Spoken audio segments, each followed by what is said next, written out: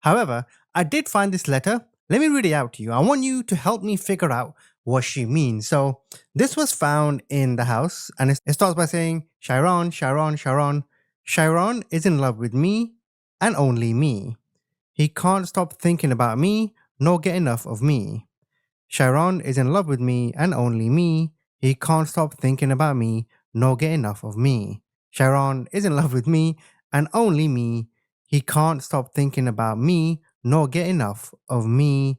Chiron is in love with me, so on and so forth. So it keeps going. She says, again, he's in love with me, can't get enough of me. Chiron is in love with me. Chiron is dangerously in love with me. Dangerously in love with me. And she says this 1, 2, 3, 4, 5, 6, 7, 8, 9. Now, what do you think this means? It could have been a song that maybe Takidra was writing. Maybe this was just her scribbling or something. I don't know. But how would you decipher this? But let me continue with the story. And during the second interview, after being confronted with the surveillance video, Takidra provided a different explanation for what occurred that night. She stated she and Chiron had been arguing and that she stabbed him after he grabbed her by the neck. This new account attempted to frame the incident as a defensive action in response to Chiron's aggressive behavior. However, this second version of events would also prove to be inconsistent with the physical evidence gathered by police and the medical findings from the autopsy. The medical examiner who performed the autopsy on Chiron said he'd been stabbed multiple times in the upper chest and in the back. There were scratches all over the boy, and there were deep teeth marks which seemed to go deeper and deeper with each chew. Girl, what the hell is wrong with you? That seems to me something impulsive. She has anger issues. I mean, this paints a picture of a very violent individual.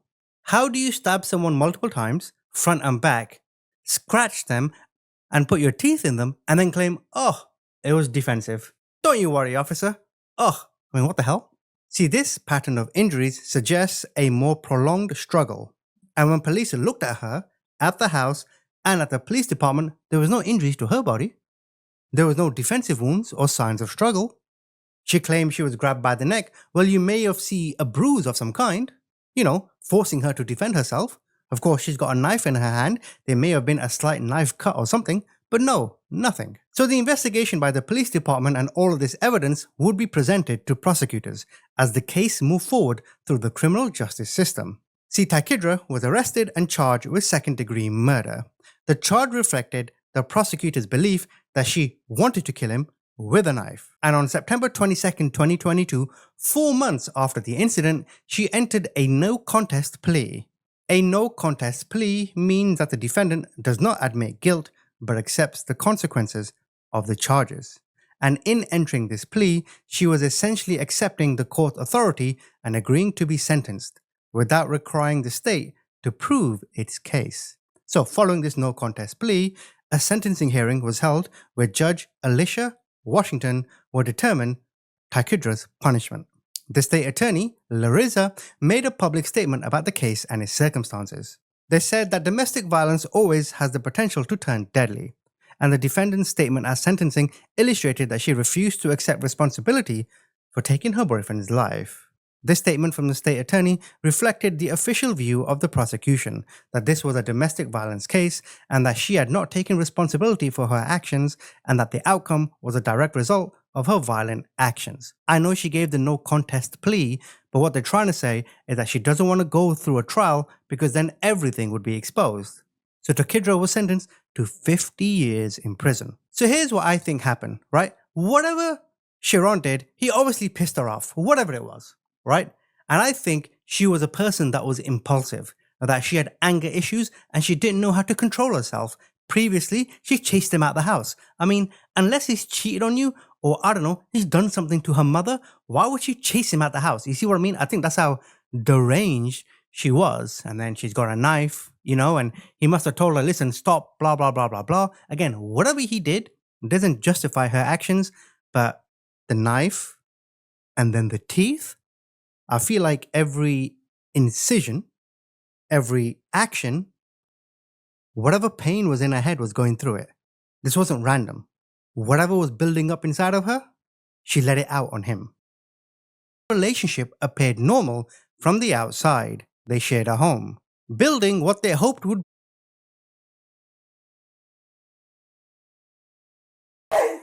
Every time I ask you, we get to this point, and you look right at me, and you shake your head like, I don't want to say it.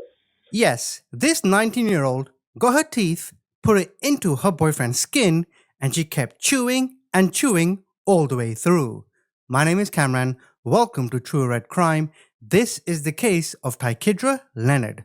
Now, she was only 19 when she met Sharon Dupree Brooks, and their relationship appeared normal from the outside. They shared a home, building what they hoped would be a future together. Sharon was a lifelong resident of Palatka in Florida. He was 26. He was described as a good man, someone who cared deeply about his family and friends. Yet beneath the surface, there were tensions between Tykidra and Sharon. They had a turbulent on and off relationship. They broke up frequently, even resulting in Tykidra moving out for a short period. There were patterns of physical and escalating altercations. There was a previous fight where Tykidra chased Sharon outside the home, and when she caught him, she struck him in the face and then again bit him. Furthermore, police dispatch logs showed law enforcement had been called to the residence before, including one instance where Tykidra was allegedly damaging the home while armed with a weapon. Damn, she's got a few screws loose. So, May 20th, 2022. It was a Friday. The couple had an argument. And whatever the catalyst, the confrontation between them both, it turned physical. And in the heat of the moment, she grabbed a knife. She inserted it into Sharon multiple times. The wounds were severe, to the upper chest, penetrating deep into vital areas. There were no defensive wounds or accidental injuries. They were deliberate strikes that would prove fatal. Now, when emergency services received the call and police arrived at the house, they found Tykidra kneeling over his body. He was on the floor, suffering from multiple wounds.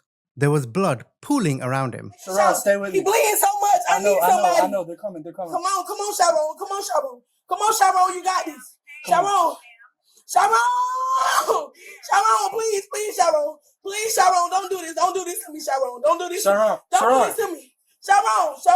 Can you put a flashlight in his eye? I'm trying to see these people. Get up, Sharon. Get up, Sharon. Get up. Hey, come on, man. Get up, Sharon.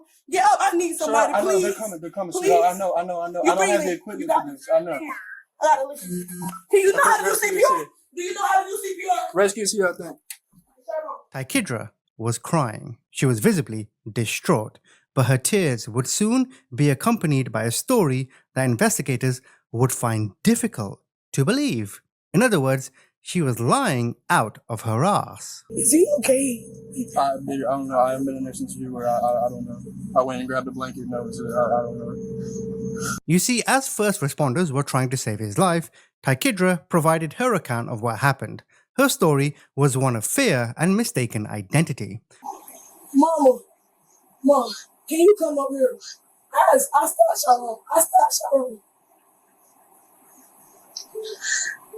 I didn't know it was gonna come in the house.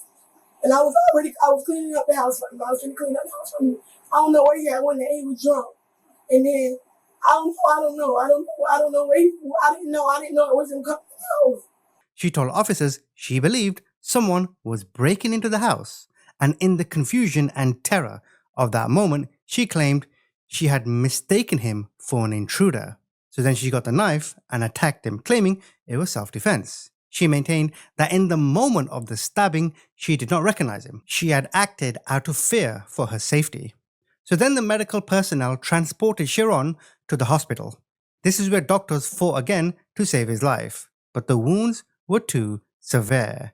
On May 20th, 2022, Sharon Dupree Brooks, at 26 years old, was pronounced dead. So then Martha Kearse, his mother, and her family began to process their loss. The police detectives launched a thorough investigation into the circumstances